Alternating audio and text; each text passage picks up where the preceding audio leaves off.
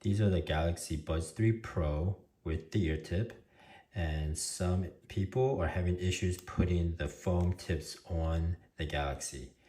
And you must have the whole ear tip from the previous silicone ear tip completely off. Now, it might look like this without this piece because it ripped off. No, you have to remove the inner plastic part. It has to look like this with the nub showing right there, and obviously this black speaker. That is what you need to have. You need to remove the old piece and have this exposed. Then you can put the our ear tips on, line them up, make sure the nubs, holes or grooves are lined up and down, and it just fits right in. That's it.